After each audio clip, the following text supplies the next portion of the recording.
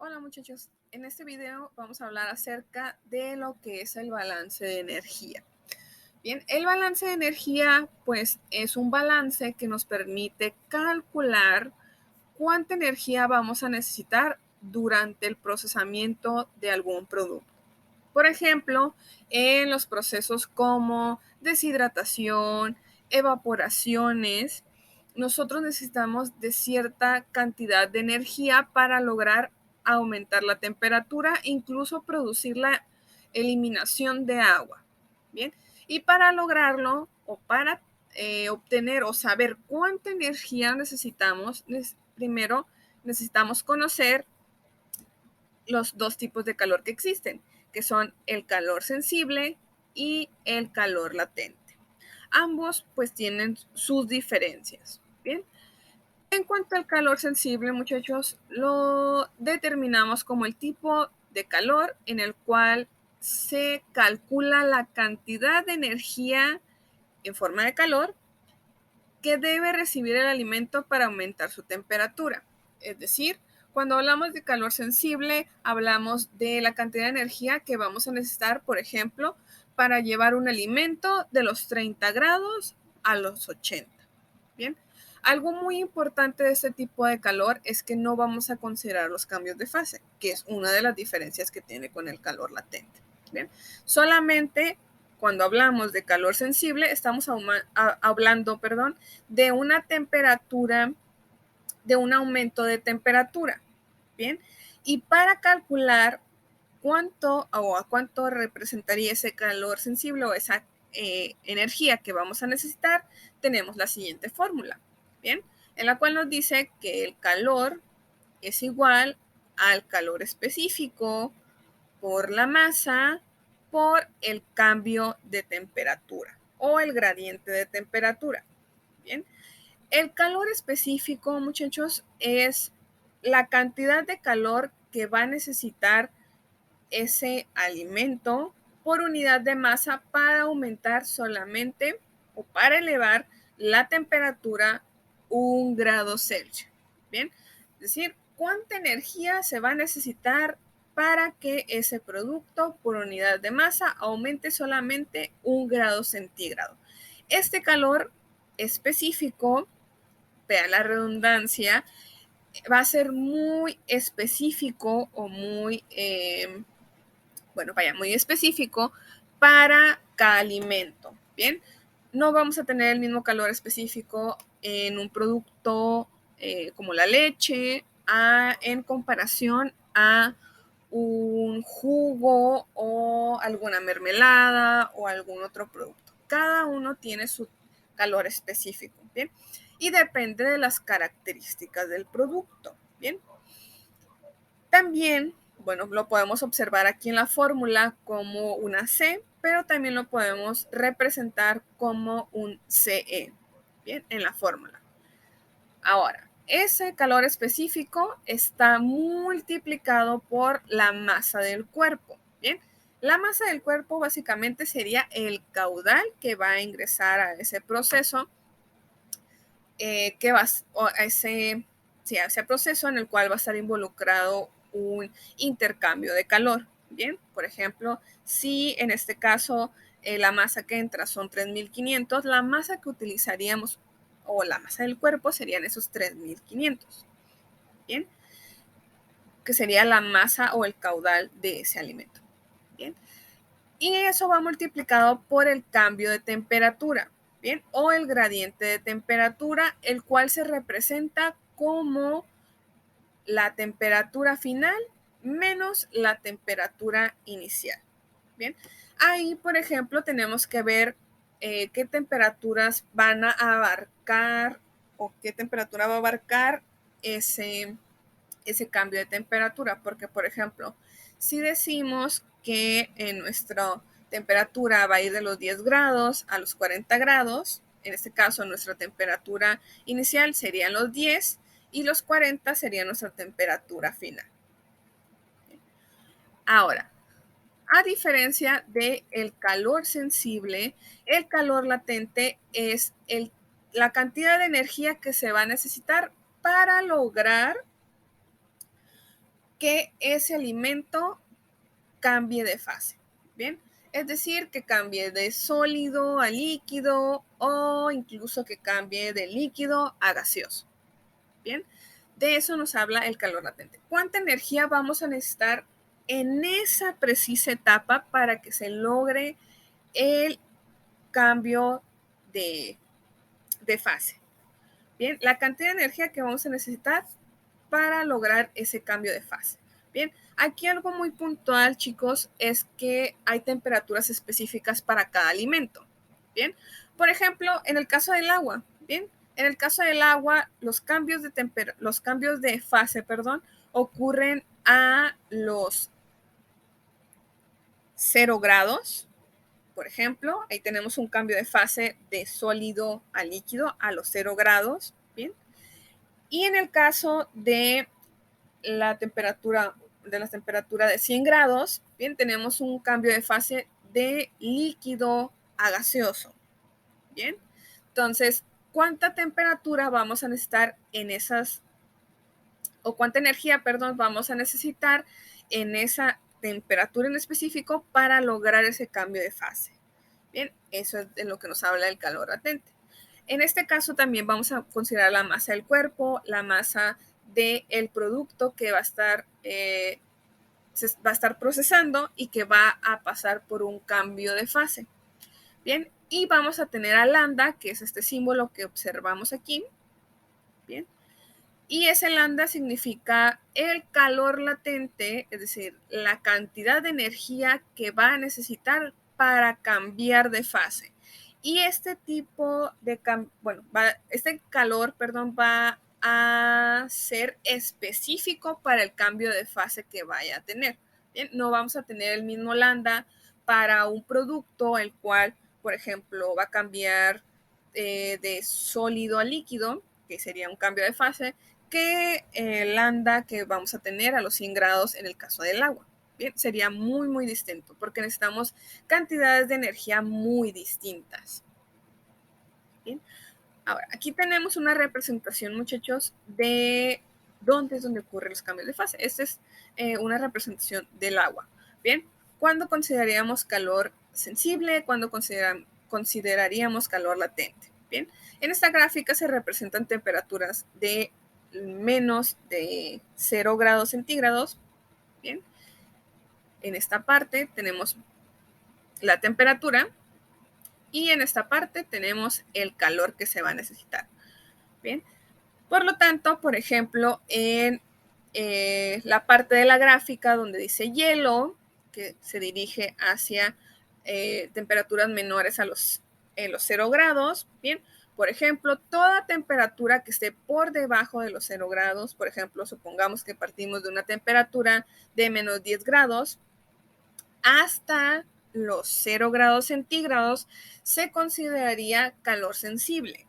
Bien, en el lapso, por ejemplo, de la otra parte de la gráfica, donde dice hielo más agua, que es donde comienza a transformarse ese sólido, el hielo en este caso, a agua, tenemos un calor latente, bien, justo a los 0 grados centígrados, bien. Ahí es donde tendríamos el cambio de fase. Por lo tanto, ahí el cálculo, por ejemplo, de el calor latente sería a los 0 grados centígrados. Bien, supongamos que ese producto sigue aumentando de temperatura. Por lo tanto, partiríamos de los 0 grados centígrados, por ejemplo, o diríamos, ese calor sensible va de los 0 grados centígrados hasta los 100 grados centígrados. Bien, entonces ahí tendríamos de los 0 a los 100 grados centígrados, tendríamos otro calor sensible. Bien, y en este caso, por ejemplo, a los 100 grados específicamente tendríamos otro cambio de fase. Bien, que sería el cambio de fase de líquido a gas. Bien, y tendríamos otro calor. Y al final, por ejemplo, si seguimos aumentando la temperatura de ese producto, bien, tendríamos otro calor sensible. Ahora, Supongamos que ese es el proceso de algún producto. Bien, si nos dice, ok, parte de los menos 10 grados centígrados a los 101 grados centígrados, por ejemplo. Nosotros, para calcular la cantidad total de energía o el total de energía que vamos a necesitar para lograr aumentar la temperatura de ese producto, de esa agua, de los 10 grados centígrados a los 101 grados centígrados, tendríamos que hacer una sumatoria de los tipos de calor que están representados en esta gráfica. Por ejemplo, de los menos 100 grados, de los 10 grados a los 0 grados tenemos un calor sensible. Bien, y a eso le sumaríamos, por ejemplo, el calor latente que ocurre a los 0 grados y le sumaríamos, por consiguiente, el calor sensible que va de los 0 a los 100 grados. A eso también le sumaríamos el calor que vamos a necesitar para el cambio de fase de líquido a gaseoso.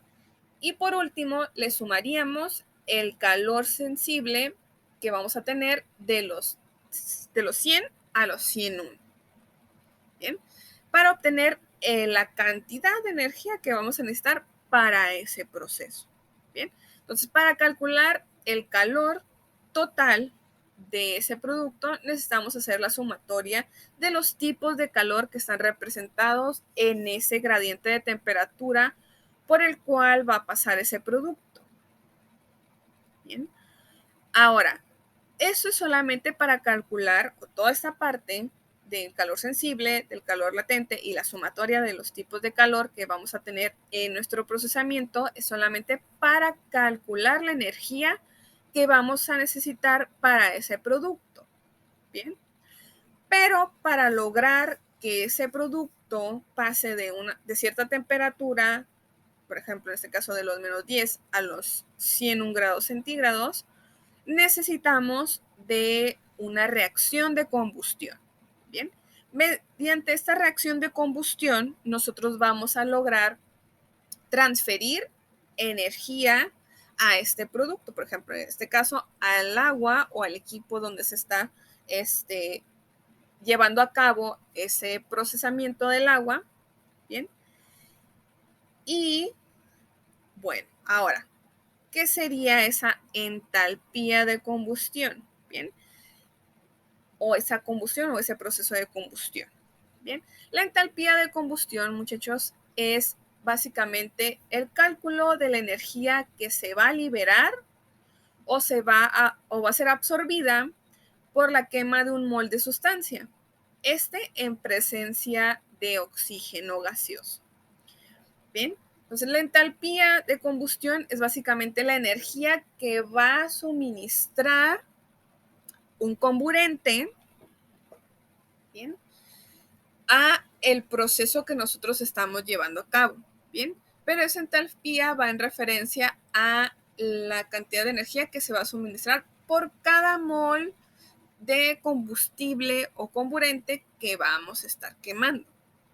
Bien, ahora, durante esta reacción, pues tenemos o necesitamos dos reactivos. Bien, que en este caso sería el comburente y el oxígeno gaseoso.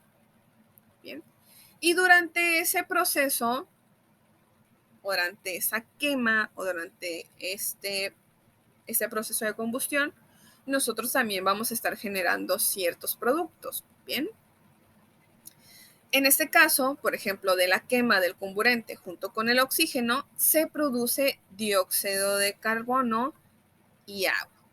Bien, básicamente la estequiometría de la reacción de combustión se representa como lo que vemos aquí.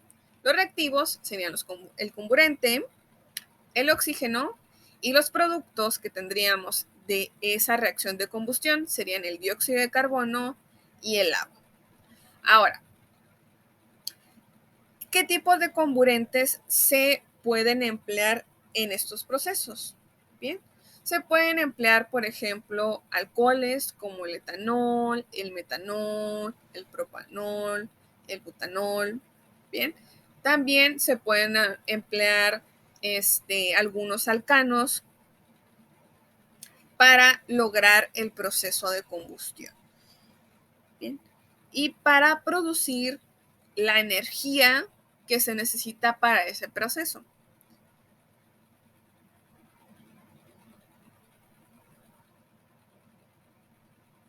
Ahora, para calcular la entalpía de combustión como tal, es decir, la energía que se va a producir por la quema de ese comburente, primero necesitamos balancear la ecuación. Bien, esta ecuación que se encuentra aquí, si recuerden química, química básica, cuando hacían este balanceo de ecuaciones, necesitamos también realizar un balanceo de ecuaciones. Bien, de la ecuación que tenemos aquí, de la entalpía de combustión, bueno, de la estequiometría de combustión. Bien, necesitamos balancearla. Bien, dependiendo de cuántos átomos de carbono, de hidrógeno y de oxígeno que tengamos en los reactivos y los productos, va a ser el tipo de balanceo. Generalmente se realiza por tanteo. Bien, observamos, por ejemplo, cuántos átomos de carbono tenemos en los reactivos, cuántos átomos de carbono tenemos en los productos, para ver o para definir qué coeficiente estequiométrico le voy a colocar. Bien. El coeficiente estequiométrico básicamente es el número que colocamos a un lado del reactivo del producto para tener la misma cantidad de átomos tanto de un lado como del otro. Bien. Y eso pues va a depender del tipo de comburente que estemos utilizando. Bien.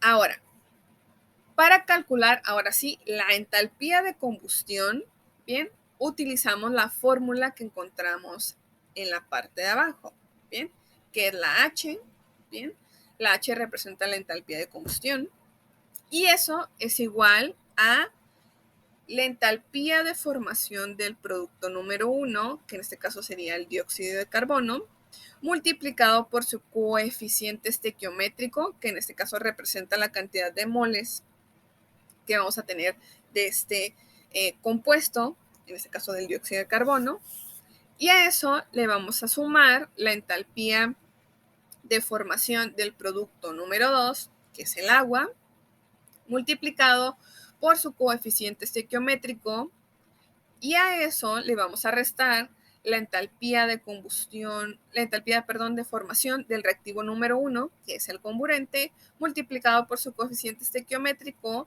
más la entalpía de formación del reactivo número 2, que es el oxígeno, multiplicado por su coeficiente estequiométrico.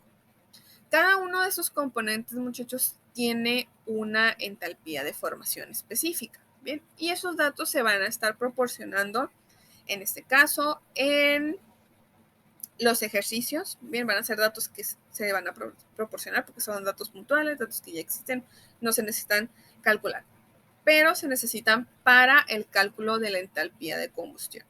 Bien.